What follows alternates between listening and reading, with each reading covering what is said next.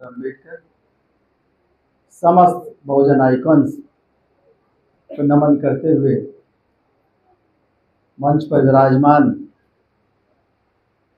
परमादरणीय अध्यक्ष महोदय भारती जी, परमादरणीय अरविंद जी, इंदू जी, एसपी आनंद साहब, भाई मनोज, एसपी कुलीन साहब, पूज्य भंते जी, नासिर साहब,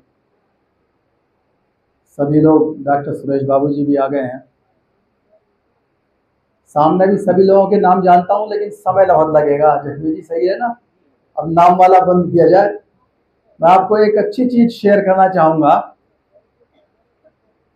एक चीज कॉमन है हम लोगों में यहाँ पर कि सहारनपुर में जब ये अंबेडकर माह की शुरुआत हुई थी, तब सुरेश चंद्रा साहब डिस्ट्रिक्ट मजिस्ट्रेट थे, मैं सीओसीटी था, रविंद्र सर एसडीएम सदर थे, सिटी मजिस्ट्रेट सुखलाल भारती साहब थे और एसडीएम प्रहलाद सिंह थे।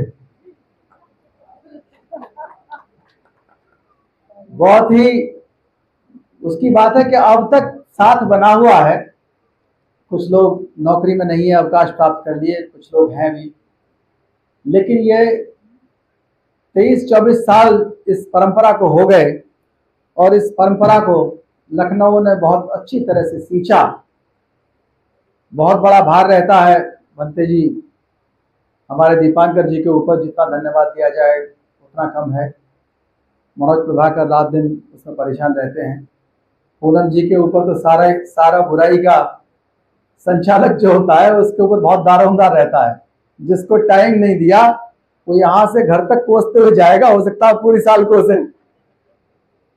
जिसको बोलने का मौका नहीं मिला, लेकिन मैं व्यक्तिगत रूप से क्षमा चाहता हूँ अगर किसी को बोलने का मौका नहीं मिला। शायद ये जो 30 दिन का कार्यक्रम होता है, इसके पीछे यही एक सोच थी कि जिनको बोलने की कमी रहती है, जो शिकायत रहती है, वो 1 अप्रैल से लेकर 29 अप्रैल तक पूरा कर लें जगह जगह। लेकिन कई बार ये देखा गया कि जो लोग 1 अप्रैल से 29 अप्रैल तक गायब थे, उनकी पर्ची आज सबसे पहले आ गई। तो इसमें पूनम जी की गलती क्या है? बहुत से लोग ऐसे हैं जो 1 अप्रैल से 29 तक गायब थे। खैर, प्रयास करता है, बहुत से चीजें हैं, संचालक की सीमाएं हैं अपने आप में, और समय बहुत ज्यादा भी हो गया तो मैं प्रयास करूंगा कि मैं अपनी बात को भी छोटा ही रखूं। जो पूरी टीम है आयोजकों की, उन आयोजकों ने बहुत ही अच्छे कार्यक्रम किए और निश्चित रूप से लगातार 23 साल से हर साल बेहतर कार्यक्रम हो रहे हैं। इसका श्रेय विशेष रूप से मनोज जी को, नरेश पाल जी को और भंते दीपांकर जी को जाता है। भंते दीपांकर जी और नरेश पाल जी ने तो अपना जीवन ही दान कर दिया है अंबेडकर माह के लिए। इनकी जितनी भूरी भूरी प्रशंसा की जाए कम है, और एक जुनून पैदा किया है। देखिए, एक जुनून वाले तो हमारे सामने ही धम्म मित्र जी, मैं इनका दूसरा नाम कभी नहीं लेता हूं क्योंकि वहां लौटाना नहीं चाहता इनको, उनका नाम के अंदर ही लौटने की बात है। तो जो धम्म मित्र हो गए तो धम्म मित्र ही रहे। बहुत जुनून बढ़ा है लोगों के अंदर और अंबेडकर माह के कारण बहुत से बदलाव आए। एक तो नेतृत्व क्षमता बढ़ी, बोलने वाले इतने ज्यादा संख्या में आ गए जितना हमने सोचा भी नहीं था। पहले बोलने वाले मिलते नहीं थे 30-40 साल पहले, लेकिन अब कई बार ऐसा होता है कि लाइट काटनी पड़ती है, माइक बंद करना पड़ता है, पर्ची थमानी पड़ती है और कई बार नाराजगी भी व्यक्त करनी पड़ती है, लेकिन बोलने वालों की संख्या बढ़ गई है। अच्छी बात है, क्योंकि जो कोई भी बोलना जान जाता है वो फिर अत्याचार आसानी से सहन नहीं करता। वो सवाल करना जानता है, वो जवाब देना जानता है। जिसने एक बार भाषण देना सीख लिया, वो आसानी से ना पड़ोसी के, ना किसी दबंग जाति के सामने, ना किसी वरिष्ठ अधिकारी के सामने, ना किसी नेता के सामने, वो फिर चुप नहीं रहता। और मैं चाहता हूं कि वो लोग सवाल करना सीखें। यही है अंबेडकरवाद की शुरुआत। ये बाबा साहब डॉक्टर अंबेडकर को कुछ नहीं देंगे, बाबा साहब डॉक्टर अंबेडकर नहीं है हमारे बीच, लेकिन हमारा जो ये इकट्ठा होने का तरीका है, 30 दिन इकट्ठा होना, फिर हर हफ्ते का कार्यक्रम भी बना हुआ है क्रांति शास्त्र में, वो किताब भी लिखी थी कई साल पहले। वो इकट्ठा होने का कार्यक्रम इसलिए है कि इकट्ठा होना ही आपको सशक्त करता है। कई धर्मों के बारे में आप जानते होंगे, वो शुक्रवार का सदुपयोग करते हैं, एक धर्म संडे का सदुपयोग करते हैं, जो इकट्ठा होते हैं और उस इकट्ठे होने को लेकर के जो उनकी एकता है उससे पूरी दुनिया थर्राती है। इसके पीछे सिर्फ आज का कोई नया कारण नहीं है। जब हम आदमी का इतिहास देखते हैं और अपना होमोसेपियंस सेपियंस का और निएंडरथल का इतिहास देखते हैं, तो निएंडरथल की जो क्रेनियल कैपेसिटी थी वो 1600 सीसी थी और होमोसेपियंस की क्रेनियल कैपेसिटी 1300 सीसी थी। लेकिन उसमें और हम में यह अंतर था कि होमोसेपियंस सोशल कनेक्टिविटी जानता है, एक दूसरे को जोड़ना जानता है। युवाल नोआ हरारी तो यहां तक लिखते हैं कि आदमी ही ऐसा है जो झूठी कहानी गढ़ करके लोगों को इकट्ठा करना जानता है। तो हम अंबेडकर महा के बहाने बहुजन आइकॉन्स का इतिहास बताकर, बाबा साहब डॉक्टर अंबेडकर के बारे में उनका मार्गदर्शन बताकर, हम लोग चाहते हैं आपस में चर्चा करके इकट्ठा होना सीखें, क्योंकि हम इकट्ठा नहीं जानते। जो ग्रेडेड इनइक्वालिटी की बात कह रहे थे हमारे पूर्व वक्ता, वही कारण है कि हम जातियों उपजातियों में बटे हुए हैं। अकेले ओबीसी की बताएं तो 3743 जातियां हैं, एससी में 1108 करीब है, अकेले चमार 108 बिरादरियों में बटे हुए हैं। इतने बटे हुए हैं, ना वो शादी कर सकते हैं, ना बैठ सकते हैं, ना खाना खा सकते हैं। बुलंदशहर का जाटव अगर सहारनपुर या मुजफ्फरनगर तक चला जाए तो वो अपने आप को रोटी बेटी नहीं करना चाहता। वो कहेगा मैं तो चम्मड़ हूं, कोई कहेगा ये दोहरे हैं, कोई कहेगा मैं तिहरे हैं। इतनी ज्यादा जातियां उपजातियां हैं और ये ऐसा नहीं है, इन पर गर्व करना सिखाया गया है। जातियों पर गर्व करना निश्चित रूप से जातियों के भेदभाव को बढ़ाता है। कोई भी चीज अगर एक तरफ सौभाग्य है तो दुर्भाग्य रहेगा। अगर आपने किस्मत जोड़ी है तो बदकिस्मती रहेगी। अगर आपने सुंदरता पर नजर लगने की बात कह दी तो निश्चित रूप से कोई कम सुंदर है तो उसके प्रति घृणा भी होगी। तो जाति सिर्फ नष्ट करने के लिए बनाई गई है उन लोगों को कि वो लोग जो गुलाम हैं वो लोग कभी क्रांति ना कर पाए। उनके अंदर एक दूसरे को गाली देने की, एक दूसरे को अपमान करने की, एक दूसरे को नीचा दिखाने की प्रवृत्ति लगातार बनी रहे। यही है गुलामी। बाबा साहब डॉक्टर अंबेडकर ने संविधान सभा में जो लास्ट दिन था ग्रामर ऑफ एनार्की स्पीच दी थी, उसमें इस गुलामी के बारे में एक लाइन कही थी। वो लाइन बहुत गौर से पढ़ना, कभी पढ़ो। We are tired of being governed. हम गुलाम होते होते थक चुके हैं। Now we want to rule the country. अब हम शासक बनना चाहते हैं। उस संविधान से उन लोगों को खतरा था जो लोग इस देश को बांट करके अपनी जनसंख्या कम होने के बाद भी डेमोक्रेसी को हाईजैक करना चाहते। उन्होंने राइट टू वोट के बारे में कहा। गांधी जी के बारे में एक स्टेटमेंट बहुत है कि वो he wanted to give right to vote to a few, बहुत कम लोगों को जो कि टैक्स पेयर्स हैं, सिर्फ उन्हीं को देना चाहते थे।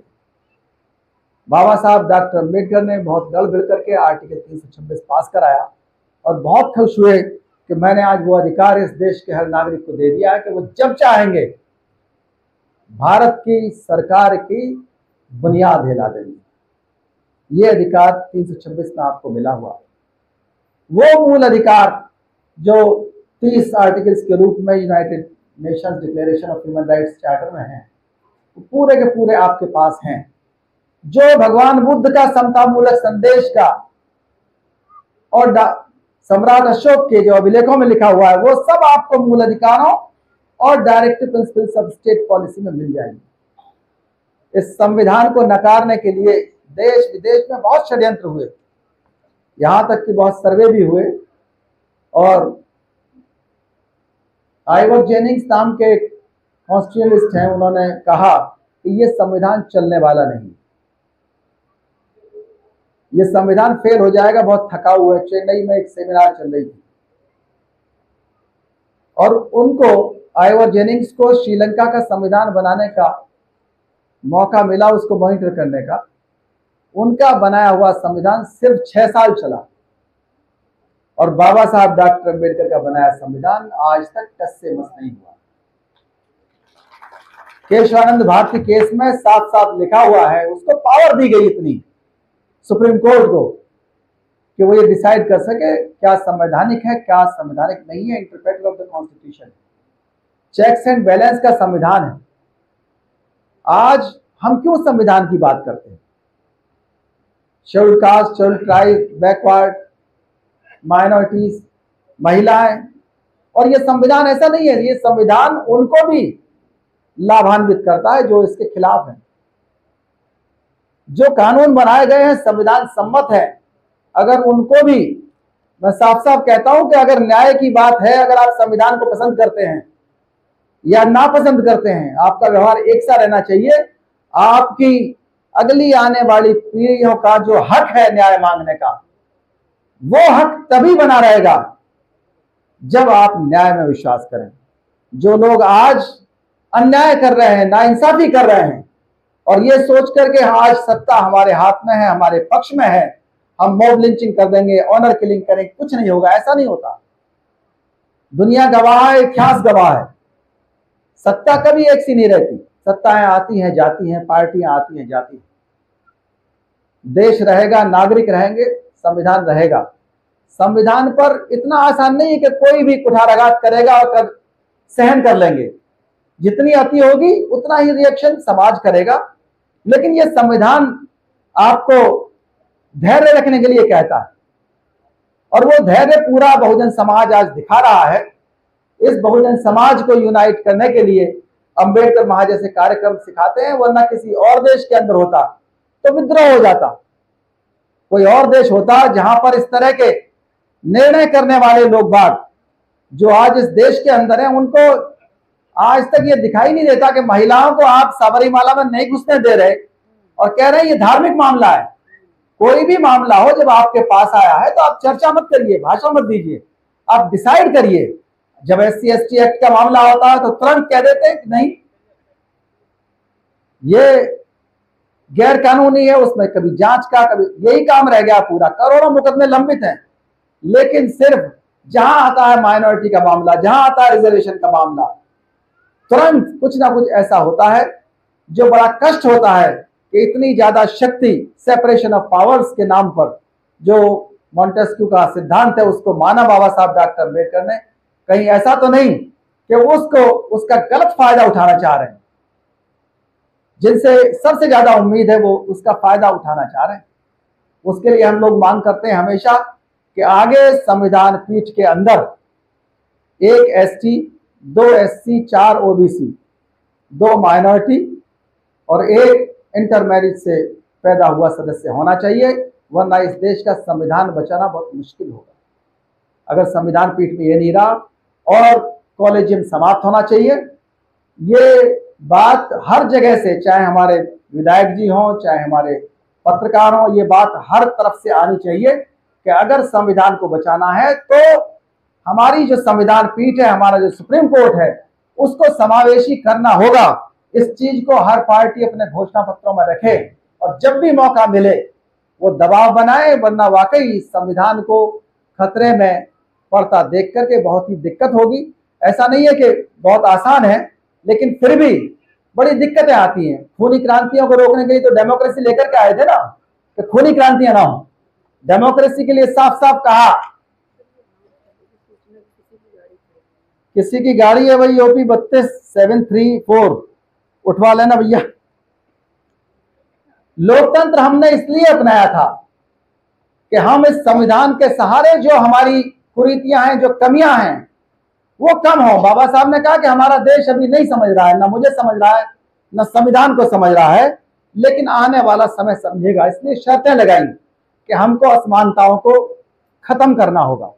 वो असमानताएं चाहे सांप्रदायिकता के नाम पर हो, चाहे जातिवाद के नाम पर हो, चाहे वो स्त्री पुरुष के नाम पर हो, किसी भी तरह से उन असमानताओं को हमें खत्म करना होगा। हमारा ऑपोजिशन अगर बहुत ज्यादा वीक है तो निश्चित रूप से हमारा जो नागरिक है और जो हमारा संविधान है उसका भविष्य सुरक्षित नहीं रहेगा।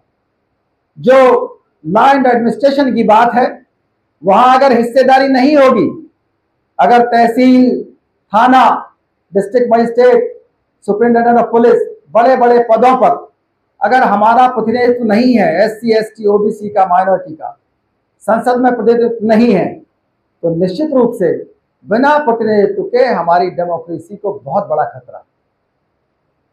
लॉ और एडमिनिस्ट्रेशन जरूरी है। आज तो बिना निजी क्षेत्र के भी नहीं चल सकते। जब तक निजी क्षेत्र में नहीं होता तब तक असमानता भी खत्म नहीं हो सकती। और जो लॉ एंड एडमिनिस्ट्रेशन में बैठे हुए हैं उन लोगों की हिम्मत नहीं होती कि वो कुछ कर पाए, हिम्मत नहीं होती, और तो और उल्टा काम और करके दिखाते हैं। जो बहुसंख्यक का आतंक है वो इस हद तक बढ़ जाता है, बहुसंख्यक नहीं है, यहां नकली बहुसंख्यक है, उनकी जनसंख्या ज्यादा नहीं है, जनसंख्या तो वो देखना ही नहीं चाहते। जहां जनसंख्या आई आप देख लेना कुछ दिनों बाद स्टे हो जाएगा। एक तो ईमानदारी से होगी नहीं, और जैसे भी होगी उसको स्टे करा देंगे। बहुत बढ़िया तरीका है कहीं ना कहीं चीजों को बिगाड़ने का, और इसके पीछे बहुत सारी संस्थाएं लगी हुई हैं। उन संस्थाओं को ठीक करना अत्यंत आवश्यक है, क्योंकि देश के अंदर संवैधानिक नैतिकता की अत्यंत आवश्यकता है। अगर संवैधानिक नैतिकता नहीं है तो सिपाही अपना काम नहीं करता, दरोगा अपना काम नहीं करता, लेखपाल अपना काम नहीं करता, भ्रष्टाचार में लिप्त रहता है। और तो और बाबा लोग इतिहास लिखने लगते हैं, NCERT बदल रहे हैं। कौन? जिन्होंने इतिहास नहीं पढ़ा, बाबा लोग बता रहे हैं इतिहास। एक कह रहे हैं कि जानते हो ऑस्ट्रेलिया का नाम ऑस्ट्रेलिया क्यों पड़ा? इसलिए कि वहां अस्त्र रखे गए थे, इसलिए। और जानते हो 15 अगस्त को क्यों आजादी मिली? एक अगस्त ऋषि मुनि थे, और जब अंग्रेजों को मालूम पड़ा कि 1 अगस्त तो समुद्र पी गए थे, 15 अगस्त आएंगे तो देश में पता नहीं क्या करेंगे, चलो भाग चलो। इस तरह के लोग, आप लोग हंस रहे हैं, मुझे रोना आता है, क्योंकि मैं इतिहास का विद्यार्थी हूं। मुझे नींद नहीं आती इस बात को लेकर के। अगर इतिहास नहीं पढ़ेंगे तो देश का क्या होगा? इस देश के अंदर मोरल ऑर्डर नहीं है, हर चीज में जाती है, चाहे वो नाम हो, उपनाम हो, चाहे आइकॉन्स हो, हर चीज में DNA में जाति को डाल रखा है, मोरल ऑर्डर नहीं है। उस नैतिक व्यवस्था के लिए आपको बुद्ध के रास्ते पर चलना पड़ेगा। बाबा साहब ने ये व्यवस्था की। पब्लिक कॉन्शियस नाम की चीज नहीं है, जन चेतना। आदमी सोचता है, बाबा साहब ने साफ साफ लिखा, बिना इस कंडीशन के डेमोक्रेसी सफल नहीं होगी। जन चेतना इसलिए चाहिए कि कोई भी, हर नागरिक ये मानकर चले देश में कि अगर नुकसान है तो सबका नुकसान होगा, और फायदा है तो सबका फायदा होगा। अभी क्या स्थिति है? ये स्थिति है, चाहे मेरी दोनों आंख फूट जाए लेकिन मेरी पड़ोसी की एक आंख तो फूटे। ये मानसिकता, ये जन चेतना सिर्फ और सिर्फ जाति की वजह से। बहुत दूरदर्शी थे बाबा साहब डॉक्टर अम्बेडकर। जब तारीफ की गई संविधान की तो कहा कि संविधान कितना भी अच्छा हो, जब बुरे लोग आ जाएंगे तो दिक्कत होगी। जो हीरो वर्शिप है, नायक पूजा, वो चाहे पक्ष में हो, चाहे विपक्ष में हो, चाहे दलों में हो, चाहे संगठन में हो, उस हीरो वर्शिप से अगर सावधान नहीं रहे तो निश्चित रूप से जेएस मिल को उन्होंने कोट किया कि किसी भी आदमी को, कोई भी नायक हो जाए, उसके पैरों में अपनी आजादी को नहीं डालना चाहिए। आयरिश पैट्रियट था ओकोनल, उसको कोट किया, उन्होंने कहा कोई भी व्यक्ति इतना ज्यादा कृतज्ञ ना हो। पता लगा आप बहुत ज्यादा पसंद करते हैं किसी को, बहुत बढ़िया, बहुत आटा दावल चाल खिला दिया, हमारा काम कर दिया। किसी भी व्यक्ति को इतना कृतज्ञ नहीं होना चाहिए कि वो अपने सम्मान को किसी के पैरों पे रख दे। किसी भी महिला को इतना कृतज्ञ नहीं होना चाहिए कि वो अपने चरित्र को, अपनी मर्यादा को, अपने अस्तित्व को किसी के पैरों पे रख दे। किसी भी देश को इतना कृतज्ञ नहीं होना चाहिए कि वो किसी भी नेता के सामने अपनी आजादी को सौंप दे। जो इस देश के अंदर हो रहा है तो निश्चित रूप से वो हर आदमी के लिए एक बहुत बड़ी चेतावनी। इलेक्शन कमीशन ऑफ इंडिया को अगर समावेशी नहीं बनाया गया, उसी तरह जैसे कि हम चाहते हैं, हम तो समाधान की बात करते हैं, इलेक्शन कमीशन ऑफ इंडिया के अंदर जो व्यवस्था थी, पहले chief justice of India panel में रहना चाहिए तो वो रहना चाहिए। दूसरी बात, 11 लोगों का इलेक्शन कमीशन होना चाहिए, जिसके अंदर 1 ST, 2 SC, 4 OBC, 2 minority, 1 general और 1 इंटर मैरिज से। इंदू जी को भी जगह मिल जाएगी वहां, जो ये न्याय कर देंगी दूसरा नहीं करेगी, चाहे इलेक्शन कमीशन हो, चाहे सुप्रीम कोर्ट की बेंच हो। जिसकी सोच बड़ी है उसको लेना पड़ेगा। आप राष्ट्रवाद बढ़ाना चाहते हैं ना, तो आपने इंटर मैरिज क्यों नहीं बढ़ाई? इंटर मैरिज अभी सिसक रही है, 4 से 11% है इस देश के अंदर। अगर आपको राष्ट्रवाद की चिंता थी तो उसको बढ़ाते। आप आजादी को खत्म करके क्या राष्ट्रवाद बढ़ाना चाहते हैं? फ्रीडम इंडेक्स में आपका 157वां नंबर है 180 देशों में। लानत है, कलंक है आपके ऊपर। मैं सबके लिए कह रहा हूं, नागरिकों के लिए भी कह रहा हूं, सत्ता विपक्ष सबके लिए। आजादी छिन रही है। 157 क्या होता है? गुलाम से गुलाम देश।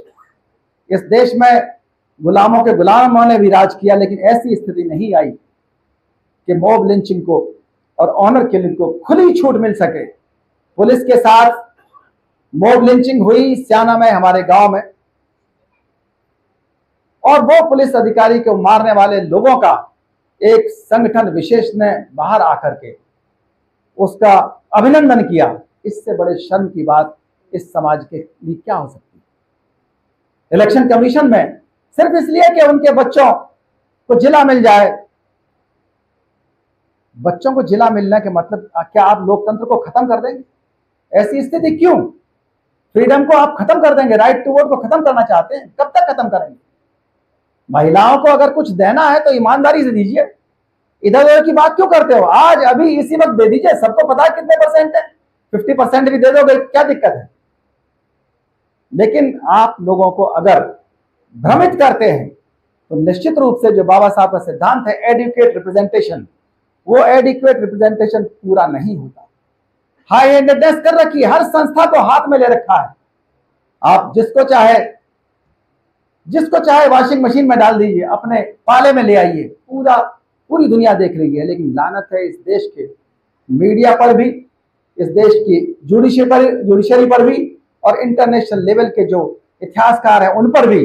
वो लगातार जो लेख लिखते हैं उनमें लगता है कि उनको देश की एकता और अखंडता का कोई ध्यान नहीं है।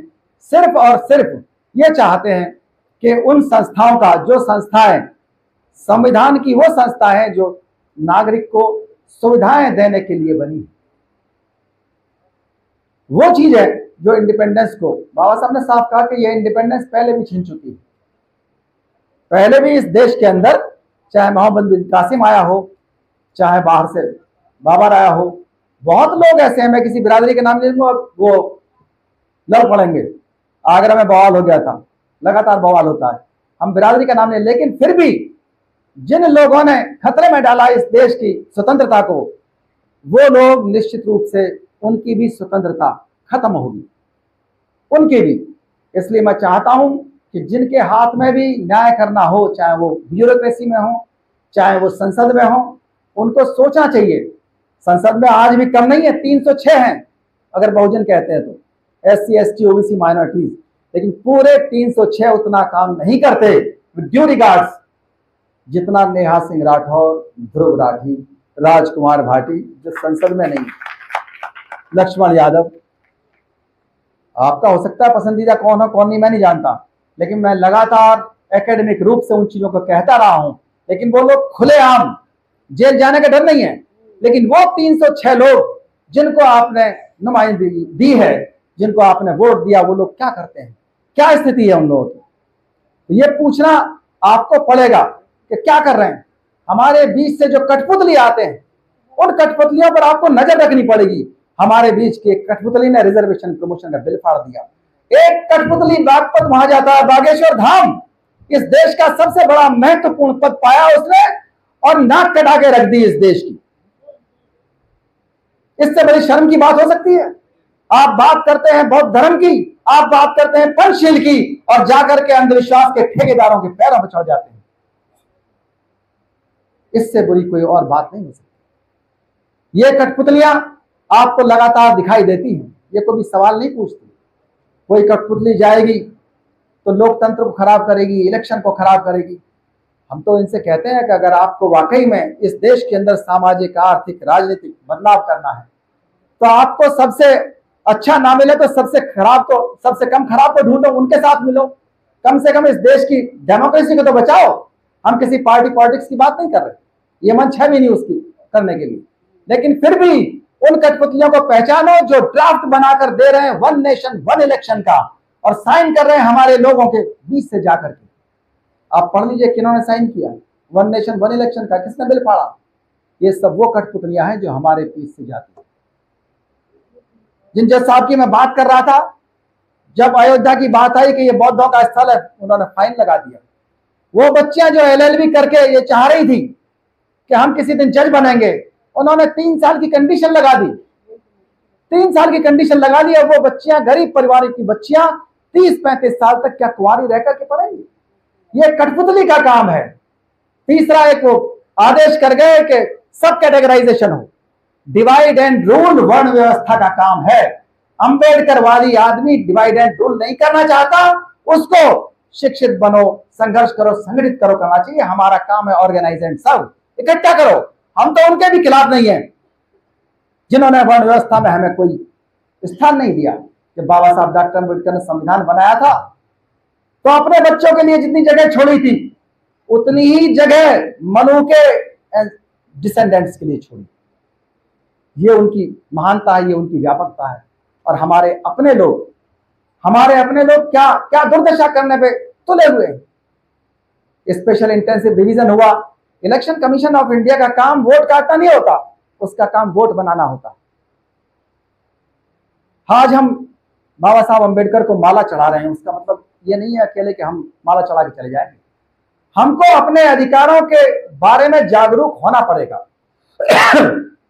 टीचर्स के बारे में जज साहब ने कह दिया कि वो परीक्षा देके आएंगे। अब उनसे कहो, जब हाई कोर्ट से आप जाते हो सुप्रीम कोर्ट, क्या BNS पढ़ के गए थे? BNS तो बाद में आया है ना, आपकी परीक्षा भी होनी चाहिए थी BNS की। मैं इतने साल अधिकारी रहा पुलिस का, मुझे जो याद था या पुराने जो वकीलों को याद था, पुराने जजों को याद था, वो सब खत्म कर दिया, सिर्फ इसलिए कि ये पल्स देखनी थी कि इस देश के लोग जब हम कानून बदलें, जब हम संविधान बदलेंगे तो कितना रिएक्ट करेंगे। सबने कह दिया अच्छा किया। कानूनों में बदलाव हर साल होते हैं, हर महीने कोई ना कोई सुप्रीम कोर्ट का आदेश आता है, हाई कोर्ट का आदेश आता है, उसको शामिल किया जाता है। अगर आपको शामिल करना था तो उसी IPC में शामिल कर लेते, सेक्शन बढ़ा देते। लेकिन आपको एक काम ऐसा करना था कि अंग्रेजों ने बहुत गलत काम किया था। अगर इस देश के अंदर अंग्रेज ना होते तो भारत भले ही आजाद होता, लेकिन असली भारतवासी आजाद नहीं होते। हमको आजाद किया तो अंग्रेजों ने आजाद किया। अगर कोई कानून बनाया महिलाओं के पक्ष में तो अंग्रेजों ने शुरुआत की। राइट टू वोट उन्होंने हमसे पहले वकालत की हमारे लोगों की। हमें अगर किसी लायक समझा तो उन्होंने समझा। उसी मैकडोनाल्ड को जो राइट विंगर्स लगातार गाली देते हैं, मैकडोनाल्ड की आप वो सुनिए हाउस ऑफ कॉमन्स की स्पीच, उसकी एक लाइन बताता हूं। हमारे देश के जो वर्ण व्यवस्था के ठेकेदार हैं आज भी चाहते हैं कि इस देश का SC ST OBC माइनॉरिटी और महिलाएं अनपढ़ रहें, लेकिन मैकडोनाल्ड ने कहा था कि जो यूरोपियन एजुकेशन हम इंट्रोड्यूस करने जा रहे हैं भारत के अंदर, एक दिन ऐसा हो सकता है कि वहां के लोग एक दिन सुप्रीम कोर्ट मांगे, संसद मांगे, सेल्फ गवर्नमेंट मांगे। हो सकता है वो जाकर के एक दिन अपने मूल अधिकार मांगे, मानवाधिकार मांगे। लेकिन उसने कहा कि अगर कभी ऐसा दिन आया तो वो दिन ब्रिटेन के लोगों के लिए गर्व का दिन होगा। उसकी महानता देखिए मैकडोनाल्ड की। मैकाले जो थॉमस बेबिंगटन मैकाले है, उसका हाउस ऑफ कॉमन्स में स्पीच है ये कि अगर इस देश के लोग मांगेंगे राजनीतिक अधिकार तो ये हमारे लिए गर्व का दिन होगा। और एक ये लोग हैं जिन्होंने 2014 से अब तक 89,441 स्कूल बंद कर दिए हैं। और वो हमारा समाज जो OBC का है, उसकी दुर्दशा ऐसी है कि 2014 से अब तक उसके पास 18 रुपए की जगह 9 रुपए रह गए, 8 से 9 रुपए। ये दुर्दशा उनकी हो गई है। जिस मुफ्तखोरी के आधार पर लोग राज करना चाहते हैं, उस मुफ्तखोरी से सावधान रहना चाहिए। अगर कुछ करना है तो पूरी दुनिया के लिए थॉमस पेन ने व्यवस्था दी थी यूनिवर्सल बेसिक इनकम, उसको लागू करिए, वो सेल्फ रेस्पेक्ट के साथ है, वो ऐसा अधिकार है जो सबके लिए होता है। फिनलैंड में उसको शामिल किया गया है और सफल रहा है। इस देश के अंदर भी चर्चा है, लेकिन उसका, उस पैसे का दुरुपयोग किया गया अपने राजनीतिक प्रभावों के लिए। कौन कर रहा है, कौन नहीं कर रहा है, आप सब लोग जानते हैं। जिसके भी हाथ में आता है वो करने लगता है। भेदभाव से तो इतना प्यार है, हद है बिल्कुल। अभी सुप्रीम कोर्ट के आदेश से और कुछ विपक्ष के नेताओं को शामिल करके एक कमेटी बनाई गई, जिसने यूनिवर्सिटी ग्रांट्स कमीशन का 13 जनवरी को नोटिफिकेशन किया, जिसको यूजीसी रेगुलेशन के नाम से आप जानते हैं।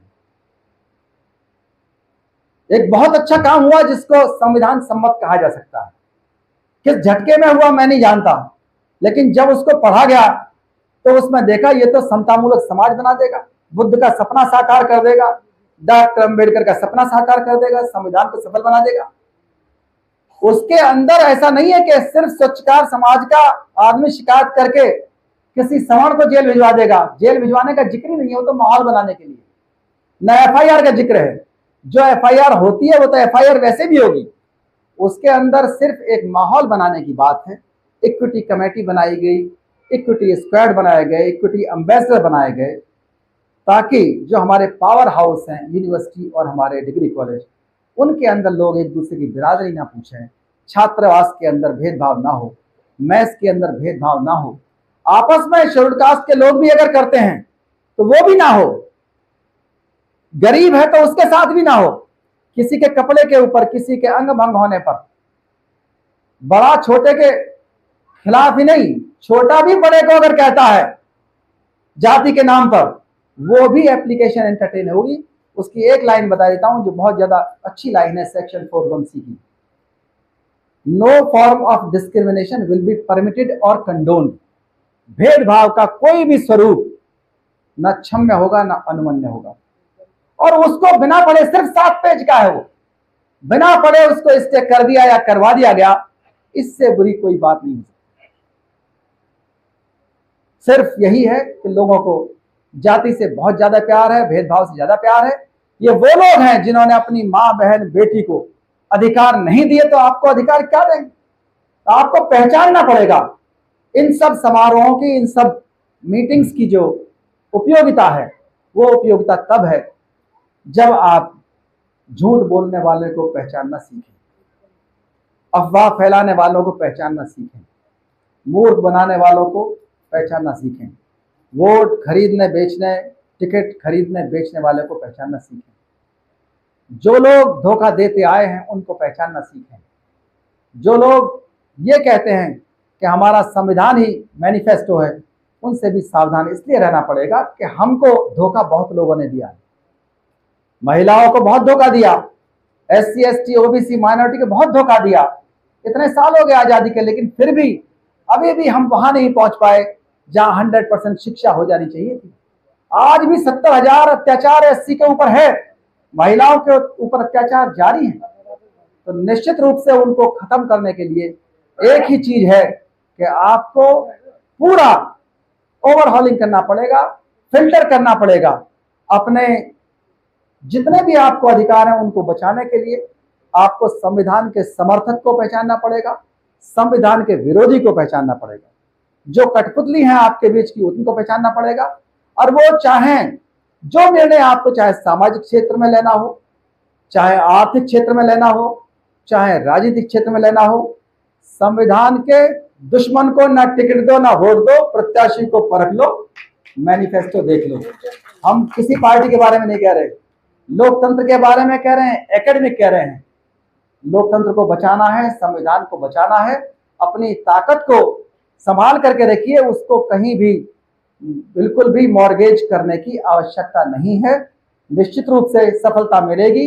आज डॉक्टर अंबेडकर, मान्यवर काशीराम, मानव भगवान बुद्ध लोगों की मजबूरी बन चुके हैं, लेकिन ये काम दिखावटी ना हो। आपको पूछना पड़ेगा और कहना पड़ेगा कि हमको सबका साथ और सबका विकास नहीं चाहिए, हमको चाहिए सबका हिस्सा, सबका विकास। बहुत बहुत धन्यवाद। जय हिंद, जय भारत, जय संविधान।